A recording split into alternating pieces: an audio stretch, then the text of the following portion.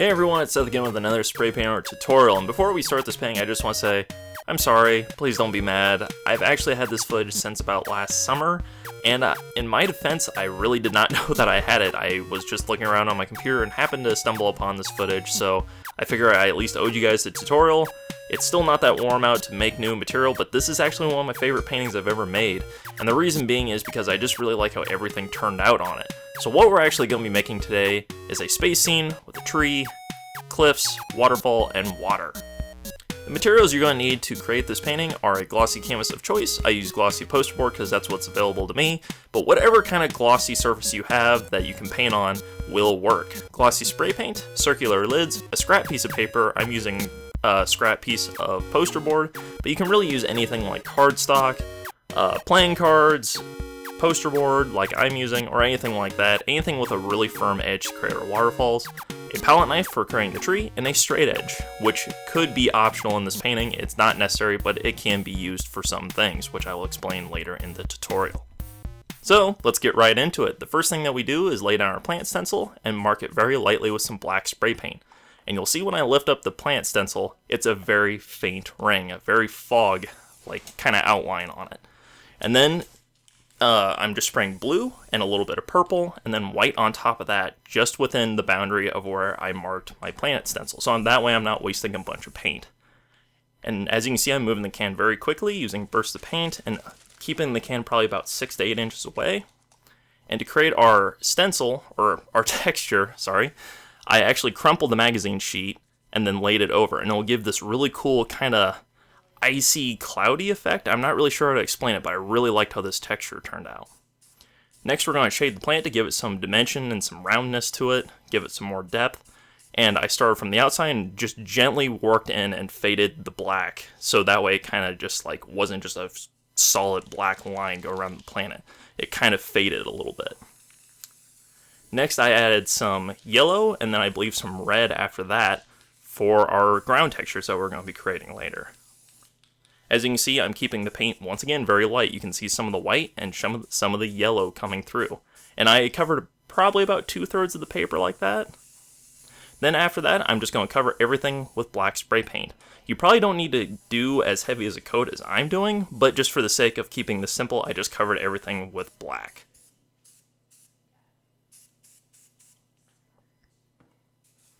And even though I covered everything with black, make sure to keep your layers light because we're going to be adding 3 or 4 different colors on top of this. So as you can see, I'm just doing bursts of purple, and then pink, and then I'm going to do yellow after that. You can't even hardly see the paint can in frame because I'm keeping it so far away. As you can see, I'm just using quick little bursts to make sure that my layers are very light. You don't need a lot of paint in order to make your skies look very bright on your paintings. Next, I'm going to add some white just around the planet. As you can see, I'm spraying mostly on the planet stencil to just get white barely around the planet. You don't need a whole lot to make it stand out.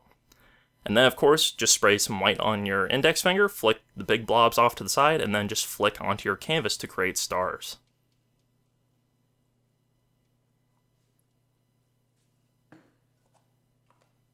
Next, we're going to remove our plant stencil, and then I'm going to spray everything with a light layer of clear coat, just because the paint likes to dry when I'm doing my sky and things like that. So clear coat helps to re-wet the paint so that way I can create my ground texture.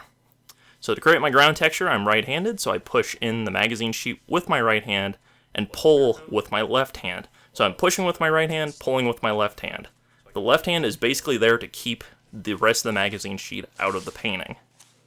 And since I'm right-hand dominant, I'm mostly pushing and then drawing with my right hand where I want my magazine sheet to go. Next, after I create those ground textures, I'm going to take a little bit of black and shade probably the bottom, I don't know, half of it, but you still want to leave a gap at the top. And when you go to create your second layer of ground textures, you want to leave a little bit of black so that way it looks like there's shadows behind it, which again creates depth. This painting style, you want to make sure to always have depth and layering and background colors, overlapping each other, because that gives it a good idea of depth. That's basically what 90% of the style is layering paint and giving depth.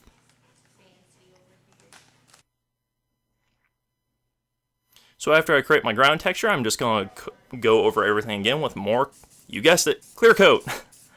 Well, I guess I shaded the bottom of that ground texture first, but it really doesn't matter what order you go in. You can do clear coat or you can do the black afterwards. It's not really that big of a deal. So I go over everything with clear coat once again because I'm going to highlight the edges of my ground textures just to make them stand out a little bit more, just to differentiate it from the sky and the background to the foreground. So all I'm doing is, as you can see, I didn't have enough clear coat, so it's always good to have that on hand. What I do is I hold my palette knife by the handle and I just apply a little bit of pressure using the tip of the palette knife to highlight the edges of the rocks. You don't need to, the way I used to do this, I used to hold it more down by like where the tip of the palette knife was and scrape off a lot of paint. You really don't need to do that because it'll make a lot of the white paper show through. But you just want a lot of that yellow to come through because you don't want the highlights to be pure white. You want them to kind of have some of those colors in there to make it look like it's actual highlights for that rock formation or texture or color. So all I'm doing is holding it by the handle and just applying the amount of pressure that I see fit. And I also apply some highlights right underneath those textures just so it doesn't look like the highlights are just hitting the edge of the rocks. So I go to create my tree now, and when I get started doing this, I realize, hey, guess what I need? You guessed it, more clear coat!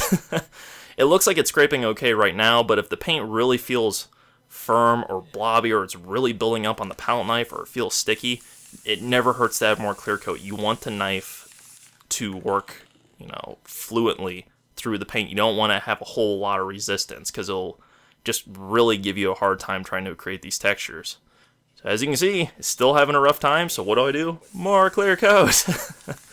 I tend to work pretty slow as far as spray painting goes, so it never hurts to have more clear coat on hand. It will really save you if you're in a jam.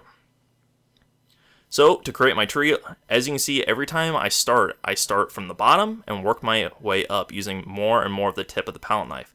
I tend to use more of the edge when I start at the bottom to build the trunk up bigger, and then the more I go up, I use more of the tip, so that way it naturally makes the branches smaller and the top of the tree smaller. Because you never see a tree where the trunk is smaller than the branches. That would just be ridiculous. You want to give it a wide foundation. So every time I start, I go from the bottom just to make sure that it widens out the base, and then I use more of the tip to create the branches. And you can always practice making trees using pencils, markers, or anything like that. It really transfers over well to practice those things on paper with pencils and pens first, and then to go over and do it with spray paint. If anything, I think it's easier to create trees with pen and paper, or markers, or whatever, or paint, or acrylic paints than I do it with spray paint. And then after I create my tree, I just kind of blend out the bottom of it so it blends into the rock formation more so it doesn't look like it's just stamped on there really awkwardly. Next, I'm going to take a scrap piece of magazine sheet, spray some blue and white on there, and this is where the scrap piece of paper comes in. As you can see, I have it about 1 inch wide. I mix the paint together, and I get a little bit on the edge of my scrap paper. Next, I line up with the edge of my rock formation, move over just a little bit, and then pull down.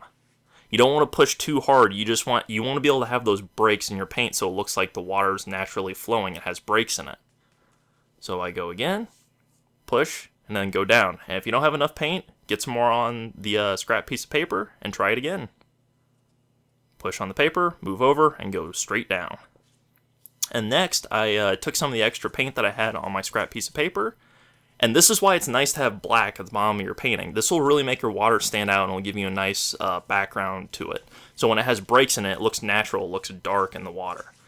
So all I'm doing is taking that extra blue and white mixture on the side and just putting it on my scrap paper and then wiping it back and forth. And like I said, you want to have those breaks in there. It makes it look a lot more interesting and natural. And this is where the straight edge is optional. I ended up using it at first and then just kind of saying, screw it, I don't need it later. So what you can do is by the base of the waterfalls, just spray a little bit of white off the palette knife to kind of give that fine line edge to make it look like water's crashing on the surface. It kind of screwed up for me a little bit, so I just decided not to use it. If you get a little bit white paint to drip down like it did for me, just blend it in with the rest of your water. It's not that big of a deal. So what I ended up doing instead was just spraying a little bit of white paint really carefully at the base of the waterfalls to make it look like, once again, it's crashing and foaming or creating mist. And then to make it look like it's hitting the surface of the water instead of just like a big ball of mist, I blended out the bottom just a little bit with the water. And really, that's about it. Some of these techniques are kind of advanced, some of them are not so much, so it never hurts to go back to the basics. I'll have some links in the description to lead you guys to other tutorials that I've done to help you build up as far as techniques to learn for this painting. So hopefully you guys enjoyed this video, hopefully you guys enjoyed the tutorial. I know they've been kind of slow lately and I really apologize for that, and I will paint as soon as I can or as soon as I have time, but the weather still isn't that great out and I don't exactly have a lot of free times these days. So hopefully you guys are all understanding, and thank you so much for the support so far. I really don't have words for it. So anyways, I'm going to quit rambling now since the video is over. As always, I want to thank you all for watching, and of course, I will see you all later.